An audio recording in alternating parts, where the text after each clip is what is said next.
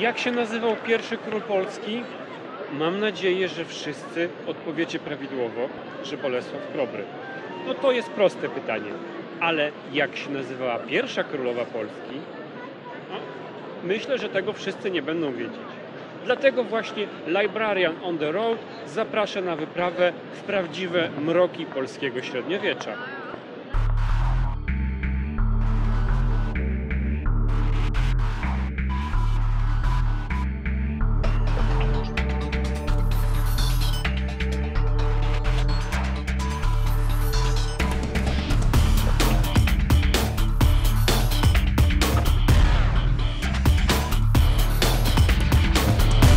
Jesteśmy w Kolonii, przed katedrą, w której pochowano Rychezę księżną lotaryńską, a także pierwszą królową Polski.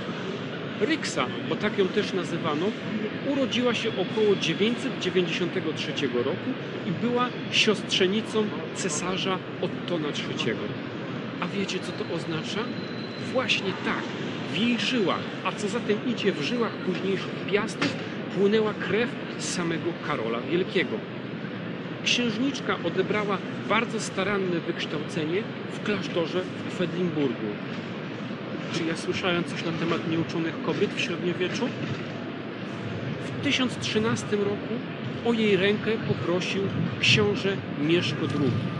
Ojciec Rychezy się zgodził i w tym samym roku doszło do ślubu.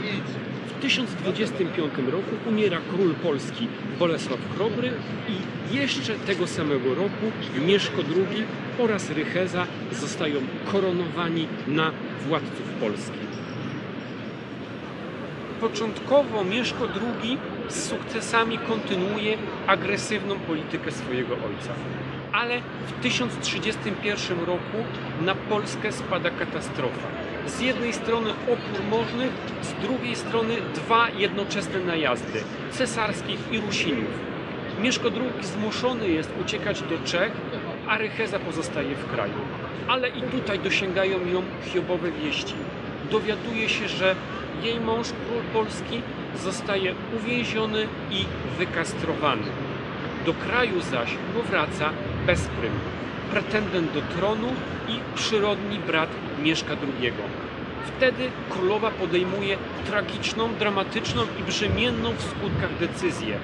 Wraca do Niemiec, wywozi polskie insygnia koronacyjne i oddaje je cesarzowi. Dlaczego? Dlaczego Rycheza sprzeniewierzyła się swojemu mężowi i zrobiła coś takiego, coś co można by nawet nazwać zdradą stanu? Tutaj z pomocą przychodzi nam kronika z Brouwelier. Tamtejszy mnich zapisał, że para małżeńska poróżniła się z dwóch powodów. Ponoć Mieszko II miał oddawać się jakiemuś dziwnemu rytowi religijnemu. Być może chodziło o jakiś powrót do praktyk pogańskich, ale bardziej prawdopodobne jest to, że król sprzyjał rytowi słowiańskiemu. To się oczywiście łacinnikom nie podobało, ale jest też istotniejsza informacja. Mieszko II miał na swoim dworze trzymać kochankę, nałożnicę. I to właśnie zirytowało Rychezę, bo królowa miała cierpieć wiele krzywd od owej kobiety. No, sami przyznacie, że o ile argument z tym rytem religijnym to jest trochę dziwny, o tyle trzymanie na dworze kochanki może każdą kobietę doprowadzić do strzelenia focha, nawet focha takiego kalibru.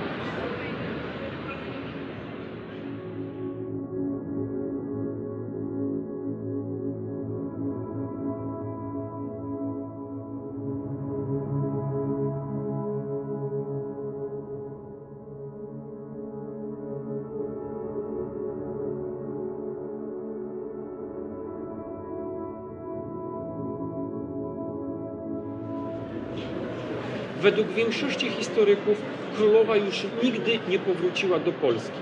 Niektórzy kronikarze piszą jednak, że przyjechała do kraju na krótko, kiedy jej mąż Mieszko II odzyskał władzę.